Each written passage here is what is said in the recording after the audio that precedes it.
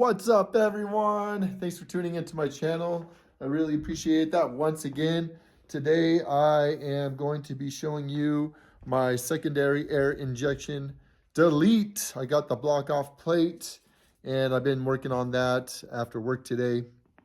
But first, I just want to show you how beautiful of a day it is out here. Amazing. Look at this. Just amazing. Wow. Here's the mountains in the back, as you can see there, here in Arizona. Oh, yeah, it's pretty sweet. But yeah, I'm going to show you, I'm not going to show you the uninstall of the secondary air injection little pieces and stuff, because they were kind of a pain to get to. Actually, not that much of a pain, but pain nevertheless. Nothing is ever as easy as we expect them to be. So there's just one bolt that was giving me a hard time, and I will just go ahead and show you what's going on with that. But I will tell you why I am deleting my secondary air injection. And it's because, number one, I live in a county that does not require emissions. So for the longest time, I've been wondering if I should do it or not, because I didn't know where I was going to be for the next couple of years, but now I know where I'm going to be. And this county does not require emissions. So that's number one. Number two, the check engine light has been on for probably 2 to 3 years for the secondary air injection solenoid.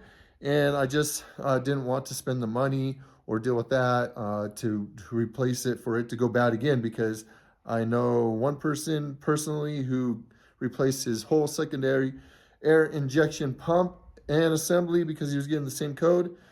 Got that all replaced, and it literally throws the same code. So that was a waste of money. And there's also others online throughout the Mark 6, Mark 5, all sorts of stuff, EA 888, Mark 7s, that always get this code and just like are like, screw it, I'm gonna delete it because there's no point. And then number three, my tuner is going to be able to delete the check engine light after I put the block off plate on. I've also been suspecting that I have an air leak through the secondary air intake injection system, which possibly could be causing a vacuum leak with everything. So you know, to fix this bucking issue, this hesitation, and the misfires that I've been having, I'm going to delete it. And so I've been pretty set on doing that. And so let's get right to that video, and I will show you exactly the piece that I bought and what I've been doing with it right now. So let's get to it. All right, so here we go. Get into my car here. As you can see, I got the front bumper off because you need to get to the secondary air injection pump, which is right here. And in order to take that out, you need to take off the front bumper, which is super simple anyways. I have already taken out the secondary solenoid or pump or whatever. And this is what it looks like, guys. So it sits up on the block like this, and you kind of just have to take this piece out. There's a connector and everything, and then you take these screws out. So actually it sits up there like that. Sits up there like that, up against the block over here. And you can see that connector.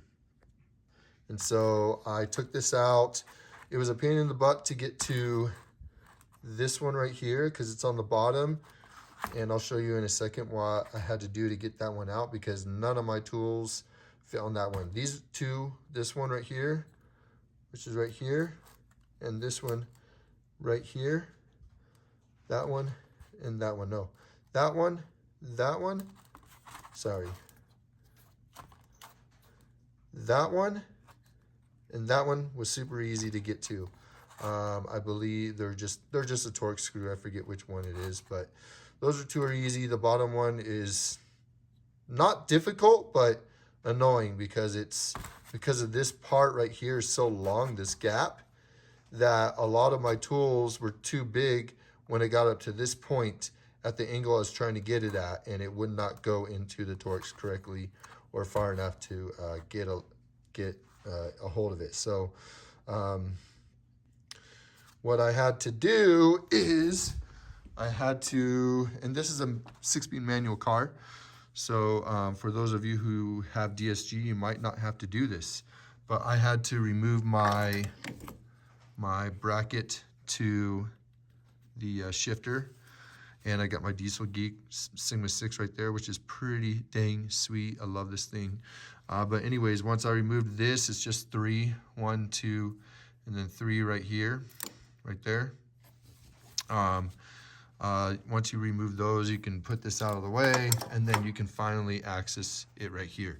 And so let me show you over here what's going on with the secondary air intake over there. So as you can see, 1 right there, 2, and 3. Those are the 3 screws that you need to take out, and that's basically the part where you are going to be putting the block off plate, and then you will have a check engine light if you don't get it tuned out. So just if you do this job, just to warn you, you will have a check engine light unless you get a tuner to tune it out. But that's where that goes, and yeah, so pretty simple. It has all these little connectors right here that you kind of want to remove to get some space, but just make sure you like reconnect them, you know, before you drive off. But the next thing I'm going to do is I'm going to get all these hoses right here. So first of all, before I do that, I'll just show you. High pressure fuel pump, okay? This whole system right here, and right there is where the secondary air injection block-up plate is going to be going, okay? So that's where you go. I removed my intake, I removed my battery, gave me all this space, and then if you're a 6-speed manual, I'm not sure on the DSG what's going on up here, but for the 6-speed manuals, unless you have the right tool, you're gonna have to remove this, which is pretty simple. Anyway, so yeah, so that's that. What I'm going to do next is I'm going to get these hoses out of the way. These are all, oh, this is the part that goes up to that piece right there. See that? Goes up, let me zoom in a little bit right there. This connects up to that part, this little valve right here, okay, when it sits up like that. So that's where that connects to. And you want to disconnect that, disconnect this, and then you'll want to delete all this stuff. Anyways, this comes down here, this one comes down, and they all come down to this, all right? This part right here. So you're gonna remove all this, and then you'll basically have the whole secondary air injection delete done. And then from there, you're gonna want to buy a block-off plate, which I did here. It's called Precision Racework. Found it from a guy online who races his car, or he tracks his car a lot, and he had a SAI Elite, and he said he used this piece, and he never had an issue with it. So it comes with the block-off plate, and then it comes with the gasket as well. And then you just put the screws back in, and you officially did an SAI delete.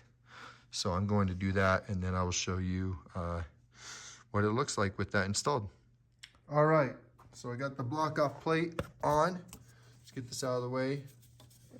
As you can see there, get a light.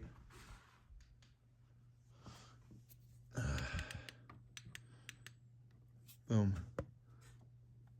Block-off plate is on. Looks pretty sweet, but never gonna see it. But it's nice being able to not have all this stuff in the way. And then with this one right here connects to this right here, okay? And then this one right here, so you can see this, there's a second one, and that connects to this, which is a little sensor part for the secondary air intake system. So those two plugs are not going to be plugged into anything. All right.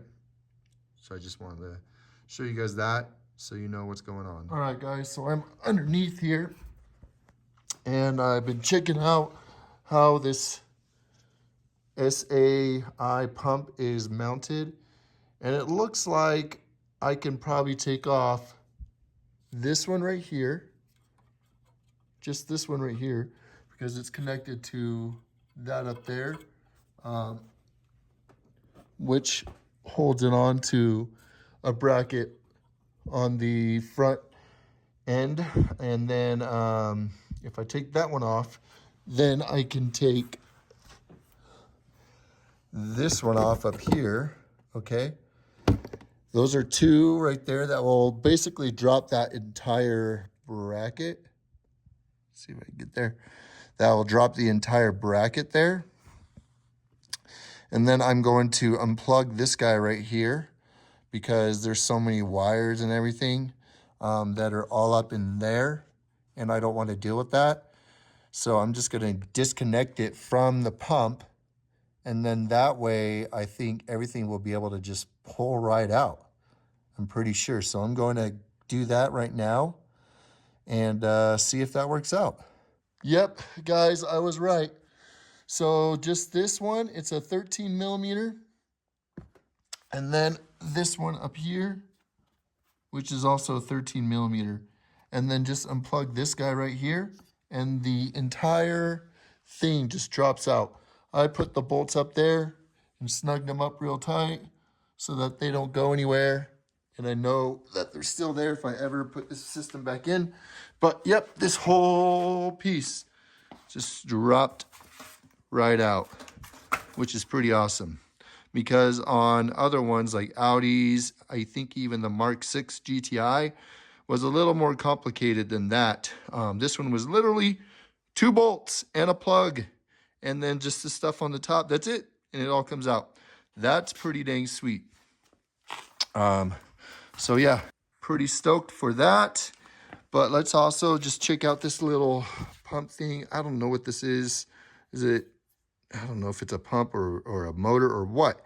I really do not know. Looks like a motor, possibly. But let's look at this. So definitely some carbon. There was some oil around it and stuff. Here's the gasket, and there's some oil on it. Definitely looks like it was leaking around the side. So I could have had a vacuum leak with this thing, but it's all deleted now, so I'm pretty stoked. So that's going to be the end of that. Oh, I forgot to tell you one last thing that I had to remove was the turbo charge pipe that goes down to your intercooler, whether it's an aftermarket one like mine or the stock one.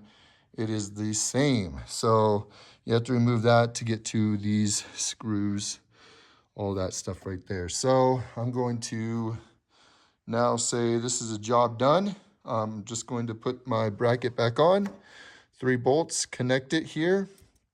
Make sure you connect it the right way. And then, yeah, I'm going to be all set. So if you have any questions regarding this delete, if you've been wanting to do this delete and you've just been on the fence like I have been for years, go ahead and do it. It's actually not too bad. I hope this video helps those out, whoever is going to do this job, because it can be a little daunting if you're looking at it and you're seeing all these hoses and you're like, I don't know what to do with it all. You're all set to go. You're all set to go. Hopefully I showed you some simple things for the MK7 GTI. I don't know if this is exactly the same for the MK7 Golf R or the MK7.5 Golf R or GTI. I don't know if it's exactly the same, but I'm hoping that this video helps those who have MK7.5s, even MK8s, MK6s. I know MK5s are a little different because they're 1.8s, I believe, for the GTI. And then they have the R32, but it's essentially all very similar to each other. So if you have any questions, just give me a comment in the comment section, and we'll try to get back to you on an answer if I have an answer. But I think that's going to be the end of this video. So thanks for watching. Once again, I appreciate all your views, all your likes, all your dislikes, and all your comments, and everything that you do to support my channel. Once again, thanks for watching, and I'll check you out in the next video. Peace.